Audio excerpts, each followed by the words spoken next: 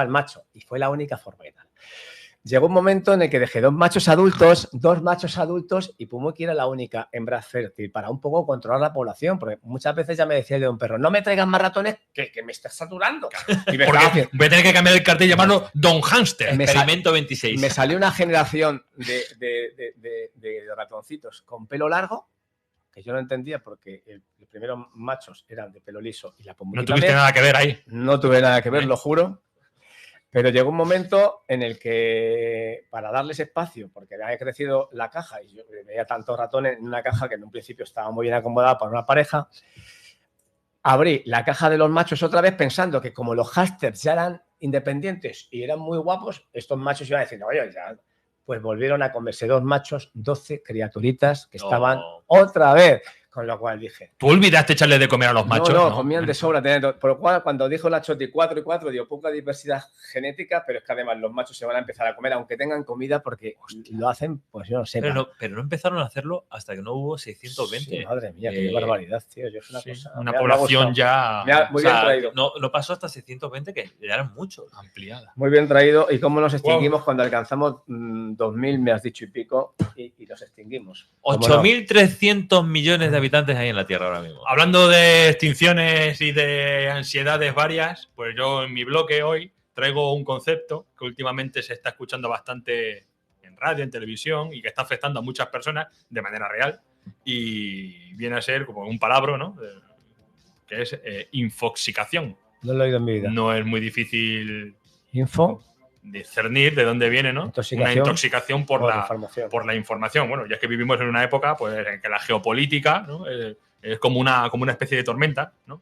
En la que de cualquier manera pones la televisión o por internet, pues, está lleno de titulares fuera de contexto, vídeos de 10 segundos que nos trituran el cerebro y opiniones de gente pues, descabelladas, en forma de gritos, en fin. El resultado de tanta sobreinformación no es más conocimiento, más bien todo lo contrario, ¿no? Es una especie de ansiedad que se genera por lo que se llama una geoinformación, que es la sensación, ¿no? De que el mundo se rompe, de que hay que estar al día para no quedarte fuera de la información y al mismo tiempo de que no puedes hacer nada viendo todo lo que se nos cae encima. Vale. Yo lo que quiero en este bloque es pues, que voy a tratar de entender por qué está pasando y sobre todo lo que quiero al final es proponer una ayuda, ¿no? Una salida. Yo lo he llamado, por eso, un kit de ayuda, ¿no? Con la finalidad de intentar saber cómo usar los recursos para convertir todo ese ruido, ¿no? En un relato y todo el pánico que nos revuelve, ¿no? Pues, en un contexto y la impotencia, pues en una herramienta que nos sirva para avanzar, ¿no? Vale, pues ¿qué está pasando? Datos. Según Reuters, el porcentaje de personas que se sienten agotadas por la agenda informativa sube en 5 años del 26% al 44%. Uf. Es mucha gente. Estamos hablando de la mitad de la población que accede a la información. Con esa sensación. Ya están agotadas, ¿no? Por la agenda informativa. En paralelo, está creciendo también la evasión informativa. ¿Vale? 4 de cada 10 personas dicen que a veces o a menudo ya evitan las noticias. Esa señal no es una señal de desinterés. Sino de mecanismo de defensa. De autoprotección. Justamente eso. Vale. Hay un concepto que me gusta mucho cuando he estado estudiando el tema, que es la alfabetización mediática, que es la capacidad de acceder y entender y evaluar críticamente los mensajes de los medios de comunicación. O sea, ser un alfabetizado mediáticamente. Sí. Sobre todo de forma consciente. Quiero decir, que seas tú el que propongas cómo llegar al fin propio de la información, a la realidad. ¿Sí? Contrastar la información. Claro. Vale. En España convive mucha preocupación por la desinformación con poca alfabetización mediática. Según Digital News Report de 2025, el 69% de la población afirma estar preocupado por distinguir lo real de lo falso. 65%. El 69%. Sí, que claro. O sea, 3 de cada 4 personas Claro. Ya no solamente que sientas ansiedad por lo que te están diciendo, sino que además ni siquiera sabes si es verdad. Si es cierto o no, sí. Estamos hablando ya de las fake news, de la IA generativa en vídeos de información. Del propio canal de televisión que estés viendo. Cualquier cosa. La noticia cambia de unos tertulianos a otros. Funciona como un inhibidor de frecuencia. Luego explico cómo funciona el inhibidor de frecuencia. Me quedo con el concepto y después nos lo cuentas. O como si lo quieres contar ahora. No, luego. Vale, pues todo esto que estoy contando encaja, pues, con la infoxicación y además con otra palabra que también es muy reconocible, que es la infodemia, ¿no? Es un exceso de información que dificulta encontrar lo fiable y aumenta la confusión y la desconfianza. Dicho en castellano. No es que pasen más cosas, que seguramente sí. Es que nos llegan más, mucho más rápido, principalmente de manera más emocional. Y otro dato, que es lo que quieren ellos, peor ordenadas. Sí. Con lo cual, o sea, una forma de volvernos locos. Absolutamente. ¿Con qué intención esta gente? ¿Con qué intención? Bueno, lo estamos viendo. Romper el mundo, dividirnos, que no nos podamos unir ni con lo más básico. Dividir, polarizar. Sí. Que haya dos bandos. Sí, o varios, o miles, o vale. Yo que sé. Primero, la economía de la atención premia lo extremo. Un titular apocalíptico genera más clics que uno que no lo es. Segundo, se engancha con nuestro sesgo de negatividad. El cerebro está diseñado para priorizar señales de amenaza. O sea, hablamos de la emocionalidad que he dicho antes. Todos los mensajes emocionales que van directos a tus tripas, si vienen con cierto sesgo, con cierta información, se te mete en el cuerpo antes que algo que no es tan emocional, que es más fáctico, más de datos, más real, definitivamente. Vale. Tercero, se instala la impotencia aprendida. Yo no puedo hacer nada con esto es una mierda, a mí se me va de las manos, el mundo se va al carajo. Y la salida emocional suele ser ansiedad o desconexión. Y hay una variable que me ha llamado la atención, pero al final sí que lo piensa uno cuando está metido en todo este ajo, ¿no?, de información. Yo creo que nosotros sí que nos podemos considerar gente más o menos informada y con cierto criterio. Al menos yo quiero pensar que es así. Pero hay un concepto que tiene que ver con la identidad y la tribu. Porque cuando estamos en sociedad como estamos ahora, o en grupos más o menos grandes, si piensas esto, eres de los nuestros. Si dudas, es que eres del otro bando. O sea, te ves abocado a tener que posicionarte. A elegir. A elegir. Esto se llama, no te puedes quedar neutral, porque si no estás blanqueando. Es justo. Nuestro amigo Miguel Ruiz Azofra lo definía muy bien, la futbolización de la sociedad. Es una forma de decir lo que estoy diciendo aquí ahora mismo y lo que estamos viviendo. O estás conmigo o estás en mi contra. Ya no vale una opinión tenue o imparcial o incluso contrastada y razonada. Porque si yo hablo de cualquier asunto y te lo intento razonar y tú detectas que no te estoy dando la razón, es que estás en contra mía. Vamos a pararnos un poquito. Vamos a pararnos un poquito. Hay que volver a coger juicio. Claro, yo propongo, lo que vengo a proponer, he puesto sobre la mesa un poco lo que es el problema, intentando enfocarlo desde un punto de vista, no sé si más o menos académico o lo que sea, el caso es que lo he traído. Y bueno, yo creo que a gente que nos escucha, si nos escucha alguien, le puede servir para darse cuenta de que lo que está ocurriendo no está generado por uno mismo. O sea, no es mi cerebro el que está generando por sí mismo la ansiedad. Me la están provocando. Me la están provocando. Con un propósito, quizás, y un objetivo que ya lo hemos dejado claro. Hay una intencionalidad de fracturar la humanidad y dividirnos y para que no podamos luchar contra los que gobiernan. Ni más ni menos. Porque si no fuera por esto estaríamos unidos. Nos quedaría claro que lo de Venezuela ha sido una intromisión y no que al día siguiente no se ponen de acuerdo ni los políticos. Es que sí, es que estaba justificado, es que no estaba. O sea, cualquier cosa ya, incluso las más cabales, las más de decir no hay ningún problema de que nos vamos a poner de acuerdo. La sociedad del mundo se posiciona de un lado y de otro y de cosas que no te podías imaginar. Hasta el hecho de ver cómo un policía le mete 3 tiros en la cara a una señora y la víctima es la terrorista. Y con el vídeo delante te obligan a ver que eso no ha ocurrido como lo estás viendo. Y que la víctima la llaman terrorista, ¿cómo era? Terrorista la mujer. Una mujer que es una madre de 3 hijos con peluches. Sin ningún delito y sin hacer absolutamente nada. Bien, pues eso es parte de lo que estamos hablando. Absolutamente. Bien. Yo propongo, para intentar aligerar un poquito esa carga emocional que nos están metiendo a todos en la cabeza, un kit de supervivencia, ¿vale? La mejor manera, bajo mi punto de vista, o una de las maneras positivas de seguir con nuestra paz mental es es abrazarse a la cultura. La cultura con mayúsculas, ¿vale? La cultura. No hablo de cultura como un carnet de culto o inculto, no. La cultura no es eso. Yeah. Ni como una vitrina donde tú pones tu título universitario. No. Tampoco. Eso no es cultura, pero esa no es la cultura de la que yo hablo. Vale. Yo hablo de un conjunto de herramientas prácticas que te permiten vivir mejor en un entorno informativo hostil. La cultura es lo que te acompaña cuando no hay un profesor, ni un manual, ni hay pausa, como estamos viendo que no la hay. Tu equipaje. Es lo que tú usas para interpretar, decidir y no perderte dentro de todo esto. Sí, es buena definición. Vale. Muy bueno, ¿eh? Yo considero que ese kit de supervivencia pues no es un lujo. Ajá. Hoy ya no es un lujo. O sea, el que tú te intentes cultivar desde el punto de vista defensivo no es un lujo. Yeah. Hoy en día, yo creo que más que nunca, es una necesidad doméstica, personal, incluso vital, una responsabilidad. Fundamental. Una responsabilidad. De higiene, además. Diría social. Sí. ¿Vale? Algo así como leer o escribir. O comer. O comer, dormir. Igual. O sea, están las necesidades fisiológicas inexcusables. Sí. Tienes que saber leer, tienes que saber escribir. Esto es una protección de vida. Y tienes que protegerte contra lo que está ocurriendo. Yo no estoy diciendo aquí, ni trato de hablar de que hay que salvar el mundo, nos queda muy lejos. No. Vamos a intentar salvarnos individualmente uno por uno. Que quizás de esa forma podemos salvar al que tenemos más cerca. Hay una frase que dice, transfórmate tú si quieres transformar el mundo, pero cambia tú primero. ¿No? O sea, no trato de ser ni grandilocuente, ni erigirme aquí como un Gandhi, ni nada. Me gusta mucho lo que has traído. Me queda bastante lejos. Sí.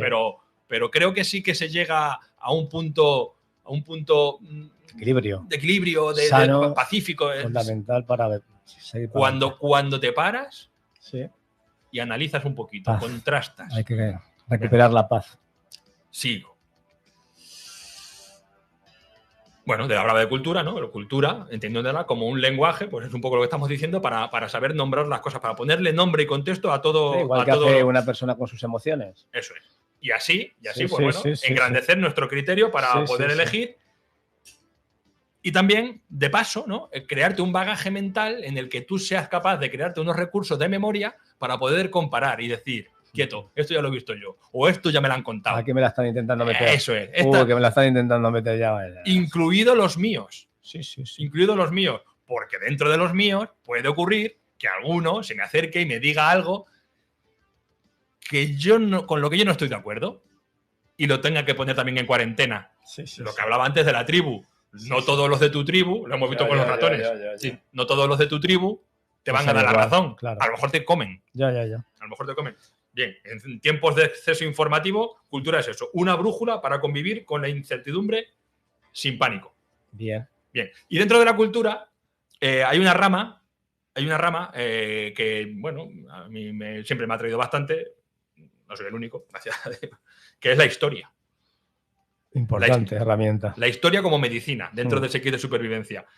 Considero que la historia, con sus ramificaciones, ¿no? La literatura, yo considero que la literatura es una pieza fundamental de la historia. O viceversa. Sí, ya. Como mínimo hermanas. En la historia cabe todo lo demás. La historia es la pieza central porque atenúa la duda, baja la ansiedad y devuelve la escala. Sí.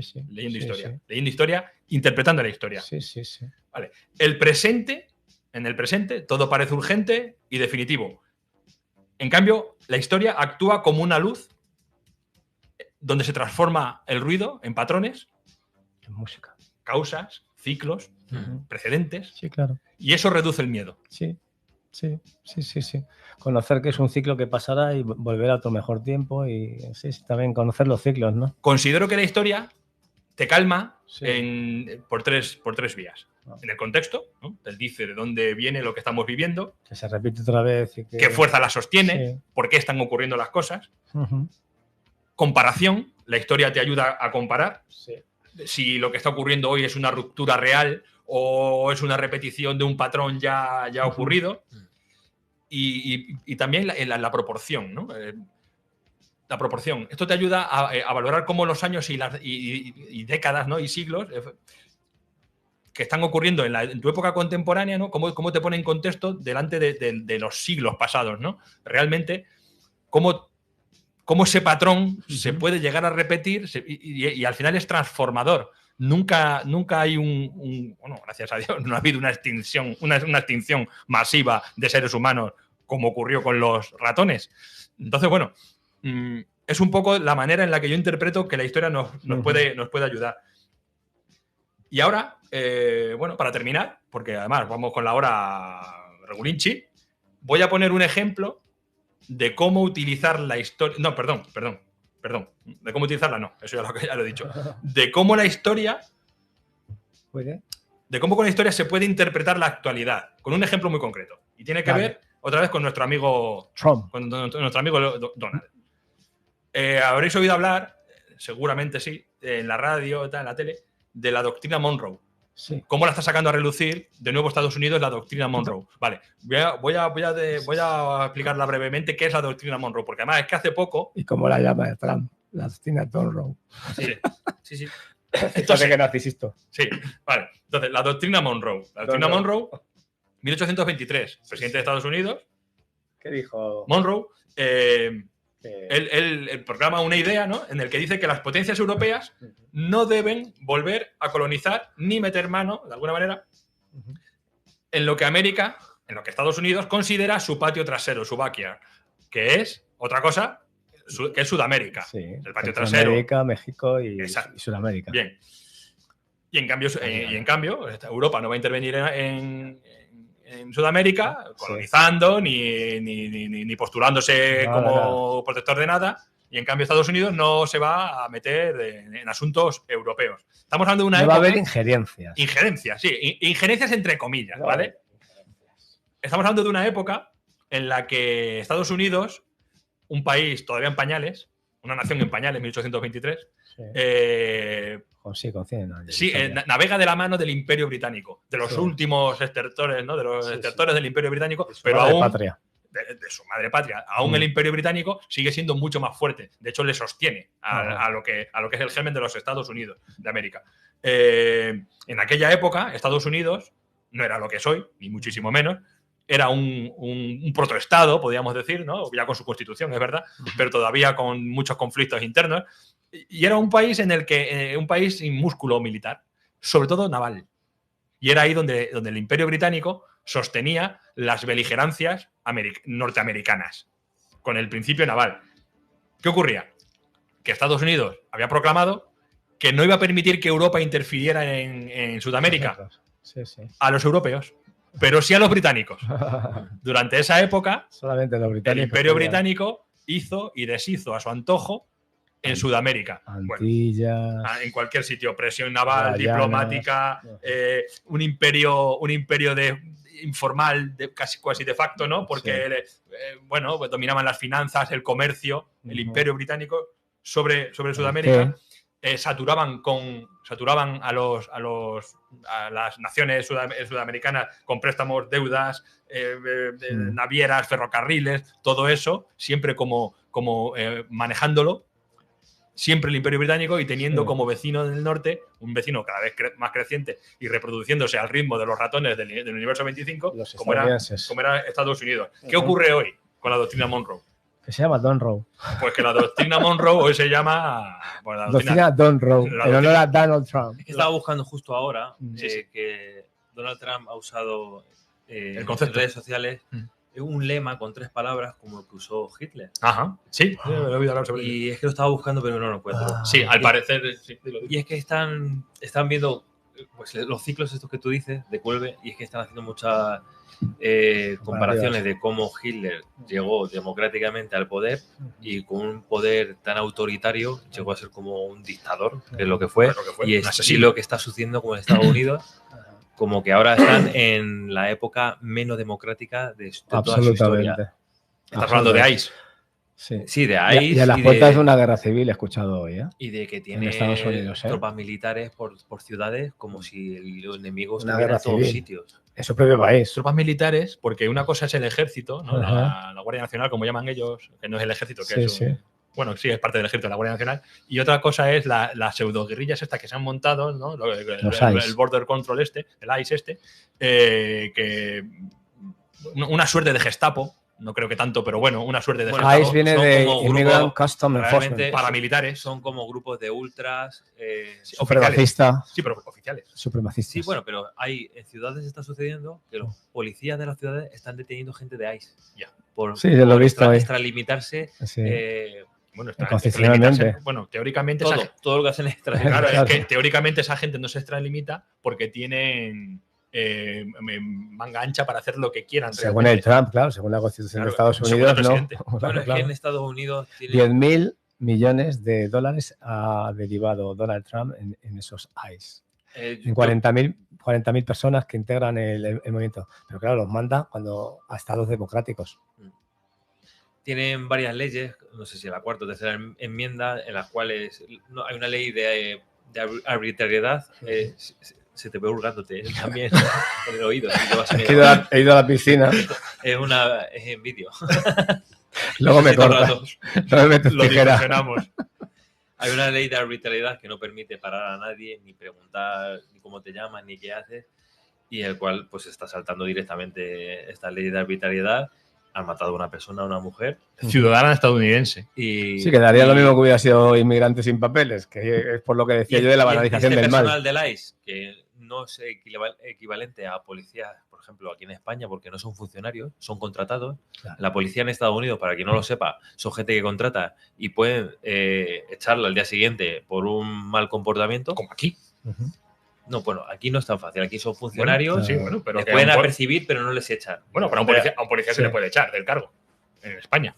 Pero no es comparable. En Estados Unidos es como un empleo. Vale, a ti te contratan de policía, estás, haces algo mal y estás despedido. Mañana no vengas. Y ya está.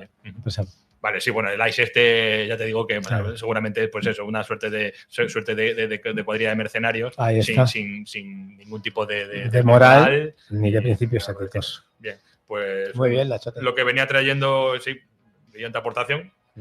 La equivalencia es lógica, ¿no? Entonces ya ahora una potencia usa alianzas para sostener su posición, Estados Unidos, Israel, Rey Imperio Británico antiguo con Estados Unidos, y a cambio de sostener la posición, asume parte del coste y de las tensiones que genera la acción del aliado.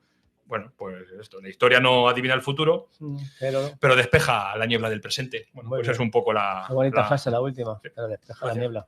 Muy bien traído, tío. Me ha gustado. Muy buena. Me ha gustado. Sí, por eso señor. Hay que saber la historia que dejamos y la historia que queremos dejar a nuestros hijos. No soluciona nada, pero consuela bastante. En la mesa finita, como explicamos temas de ciencia...